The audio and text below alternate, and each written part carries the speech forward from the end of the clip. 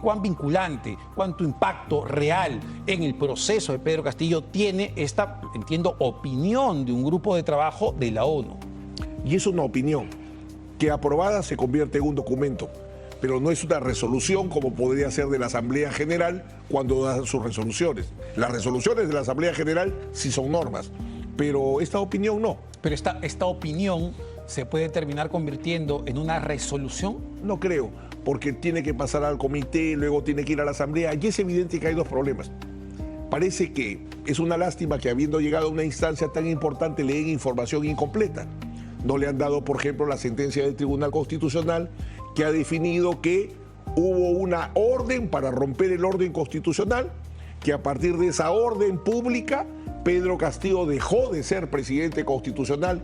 Doctor, en principio, solo para en términos técnicos y quede muy claro, porque en el mensaje de Pedro Castillo que lanzaba, que era bastante extenso, pareciera ya que celebraba esto como una resolución que lo iba a dejar en libertad. ¿Cuán vinculante, cuánto impacto real en el proceso de Pedro Castillo tiene esta, entiendo, opinión de un grupo de trabajo de la ONU? Es correcto lo que dices. Nosotros formamos parte del Pacto Internacional de Derechos Civiles y Políticos y por tanto estamos vinculados a la ONU y a sus órganos. En el caso del Consejo o Comité de Derechos Humanos tiene varios grupos. Un grupo de trabajo, como bien has definido, es este grupo que analiza detenciones arbitrarias en diversas partes del mundo y es una opinión que aprobada se convierte en un documento, pero no es una resolución como podría ser de la Asamblea General cuando da sus resoluciones. Las resoluciones de la Asamblea General sí son normas, pero esta opinión no. Pero esta opinión se puede terminar convirtiendo en una resolución. No creo, porque tiene que pasar al comité, luego tiene que ir a la Asamblea, y es evidente que hay dos problemas. Parece que es una lástima que habiendo llegado a una instancia tan importante le den información incompleta. No le han dado, por ejemplo, la sentencia del Tribunal Constitucional que ha definido que hubo una orden para romper el orden constitucional, que a partir de esa orden pública Pedro Castillo dejó de ser presidente constitucional y se convirtió en un presidente de facto. Los presidentes de facto no tienen garantías, no tienen inmunidad, no tienen antejuicio y por tanto no ha habido ninguna detención arbitraria. Y lo que es más grave que ha resaltado, la mayoría de ese miembro, de ese grupo, no todos, han dicho que lo que hizo Castillo es ejercer su libertad de expresión, que es una opinión. El presidente del grupo de trabajo, que es un neozelandés, dijo eso, que él estaba, bueno, ejerciendo la libertad de expresión, ¿no? Y que no se le Por puede eso jugar ahí no han estado de acuerdo todos, y lo importante es que hubieran tenido la sentencia del Tribunal Constitucional para ver que el Tribunal Constitucional ya zanjó la naturaleza de ese acto, que fue una orden de romper, doctor, el orden constitucional. Lo que usted nos recuerda entonces es que el Tribunal Constitucional ha señalado en la resolución donde, entiendo, legaliza o ampara la decisión del Congreso de la República de vacar al expresidente Pedro Castillo, a señalar, bueno, él dejó de ser presidente cuando se paró frente a todos los peruanos a decir que cerraba las instituciones democráticas del Estado. La Constitución dice que si un funcionario público se irroga funciones que no tiene, como romper el orden constitucional, todos los ciudadanos tienen el derecho de insurgencia porque no se debe obediencia, porque es precisamente dejó de ser presidente. Ahora, este grupo de trabajo, voy a citarlo para ir rebatiendo los argumentos, lo que señala es, se realizó esta detención sin ninguna base legal, sin una orden emitida por una autoridad judicial, sin ser informado de los motivos de su detención y sin respetar la inmunidad como presidente, es lo que señala. Toda la argumentación del grupo de trabajo es sobre la base de asumir que Pedro Castillo al momento de ser detenido fue presidente, porque lo que dicen es el derecho peruano no admite detener en flagrancia a un presidente, porque efectivamente goza de una inmunidad absoluta, pero el presidente constitucional, el presidente que está en ejercicio de sus funciones, pero el Tribunal Constitucional ya ha zanjado que después de la proclama golpista ya no fue presidente. Esa sentencia está oleada y sacramentada. Sí, sin embargo, a ver, uno diría, entonces, ¿para qué o por qué el Congreso termina vacándolo de la manera en que lo vaca? Usted sabe, se ha cuestionado incluso el tema de los votos. Lo vacan con 101 votos cuando la propia Constitución establece que para ese tipo de vacancias se necesitaban 104. No había necesidad, tema número uno. Pero yendo al tema concreto de ese procedimiento, el Tribunal Constitucional señala que se estaba en una situación de emergencia. Y en las situaciones de emergencia, claro, las medidas tienen que ser de emergencia. Era un presidente golpista que se estaba fugando, como bien has recordado, a la Embajada de México. Sí, claro. ¿Cuál era la única acción que se podía tomar? Hay que recordar que un grupo de ciudadanos, al tener conocimiento de lo que había pasado, se colocaron con sus carros bloqueando justamente el pase del vehículo para que no llegara a la Embajada de La México. escena una es él y Aníbal Torres con Así es. unas bolsas saliendo Así es. corriendo del Palacio de Gobierno. E iban definitivamente. Eso ya se ha evaluado en la detención preliminar, en la prisión preventiva. Porque también dice el grupo que el presidente Castillo tiene prisión preventiva porque la Corte Suprema fue presionada. ¿Quién presionó a la sala que presidía César San Martín? Es más, ¿quién presionaba a quién? Porque el presidente Castillo es el único que ha logrado que un juicio sea una extraordinaria campaña política. Habría que ver las encuestas antes del juicio y con el juicio. Tanto logró él hacer una campaña política en el juicio que un poco más, y a quien le prestó el sombrero termina siendo presidente. No, claro. Entonces, de hecho que no se abusa en modo alguno de sus derechos. Ahora, este grupo de trabajo también sostiene lo siguiente en cuanto a la flagrancia del acto. Dicen, no existe en la Constitución, dicen ellos, la figura delictual de flagrancia para el jefe de Estado, pues es necesario, antes de tenerlo, iniciar un proceso para cumplir con el levantamiento de la inmunidad que le concede su alto cargo. Nuevamente. Sí es la base. El tema es el siguiente. ¿Pedro Castillo siguió siendo presidente después de haber proclamado un golpe de Estado, sí o no? Quienes digan que sí, tienen esa línea. Quienes sostienen que no, y ya no es un tema debatible porque hay una sentencia del Tribunal Constitucional, que también recuerda que la Comisión Interamericana emite 2 pronunciamientos diciendo muy bien, Estado peruano, porque no has dejado que la intentona golpista prospere. O sea, hasta la Comisión Interamericana estaba de acuerdo. Me quiero detener ahí, que me parece lo más importante, dado el debate ya de escala internacional. Es decir, este debate de en qué momento Pedro Castillo deja de ser presidente de la República, si deja de ser presidente cuando da el golpe de Estado o intento de golpe de Estado, o deja de ser presidente con la vacancia que se ha cuestionado por 101 votos cuando debió ser de 104. No solo está el Tribunal Constitucional, que ya zanjó el tema, que es la máxima entidad en materia constitucional, sino también la Comisión Interamericana, 2 veces. Le ha dado la razón a la sentencia y la resolución Felicita al de... Estado peruano por haber neutralizado el golpe de Estado. Ya, pero entonces, ya con ese pronunciamiento de la propia Comisión Interamericana de Derechos Humanos, digamos, Es que la esos opinión... materiales no se los han dado.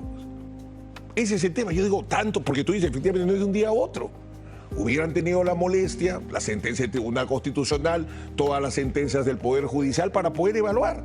Pero ahí evalúan como que, nuevamente, fue una opinión que libremente ejerció, no perdió su cargo de presidente y le violaron todos sus derechos. Y a ver, doctor, ese discurso, pues no... Cuando uno dice que está haciendo uso de la libertad de expresión, yo me pregunto, y me preguntaba en la introducción, ¿acaso libertad de expresión es decirle a tu ministro del Interior, llama al jefe de la policía porque quiero que detengan a la fiscal de la Nación que me está investigando, porque en este momento además se están revelando todas las tropelías que yo he hecho en mi gobierno? El contexto ni lo tocan. Ni lo tocan, son asépticos en esa parte. Y es efectivamente, ahí fue, él anunció su decisión de cerrar el Congreso, de reorganizar el Poder Judicial. Él no estaba dando una opinión. Una opinión estaría dando frente a tu colega de CNN cuando decía yo le daría el mar a Bolivia, vaya con Dios, pero acá él evidentemente que no era una opinión. Ahora, le pregunto si de lo que hemos leído en esta resolución o en esta opinión en realidad del Grupo de Trabajo de la ONU, hay o existe un sesgo político.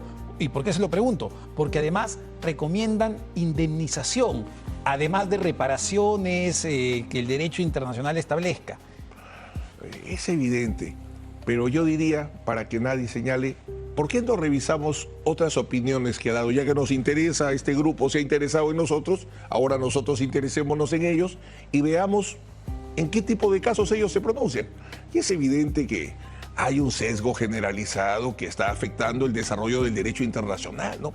El derecho, cada vez que se contamina con política o ideología, nunca termina bien. Y esa no es una experiencia de hoy, es de toda la historia. Escuchaba más temprano al canciller Javier González Olaechea señalar que dentro de este grupo de trabajo había un representante del gobierno cubano y también del gobierno venezolano, que puede estar dirigiendo de alguna manera o inclinando el tipo de ¿Qué opiniones. otra detención arbitraria han analizado del Perú?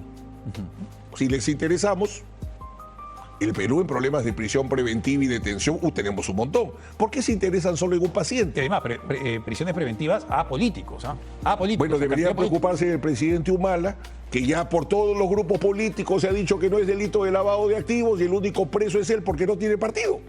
Y nadie se reclama, nadie protesta. Ahora, más bien lo que señalan, y esto es interesante, además además de que salga libre, que lo indemnicen, que lo reparen, también recomiendan investigar el caso de manera exhaustiva, dicen, y sancionar a los responsables de que Pedro Castillo esté en la cárcel en este momento. Yo me pregunto, y le pregunto, ¿quiénes son los responsables para este grupo de trabajo de la ONU?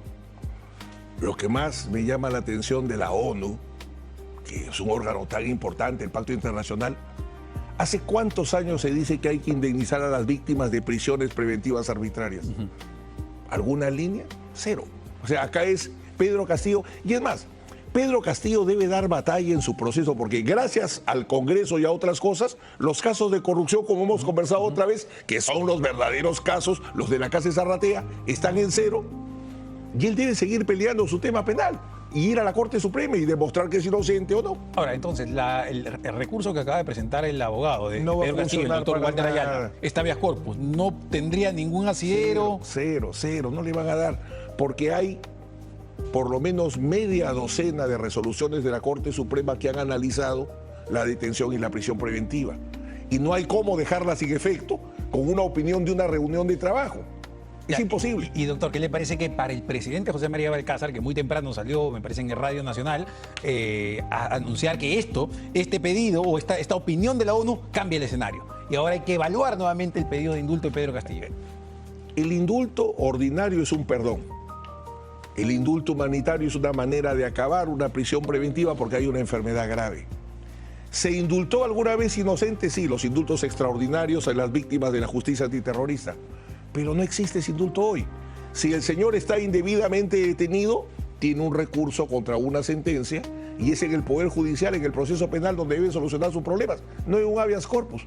Yo vaticino que este habeas corpus va a ser desestimado, como varios otros, porque hay una docena, ahí ya no es media docena, es una docena de habeas corpus que hay. Ya, pero no es que la Comisión de Indultos, a partir de esta opinión de la ONU, vayan a recoger nueva información que los lleve a tomar una decisión diferente. Pero la nueva información sería de que se trata de un señor que está detenido arbitrariamente, ese no es supuesto de indulto.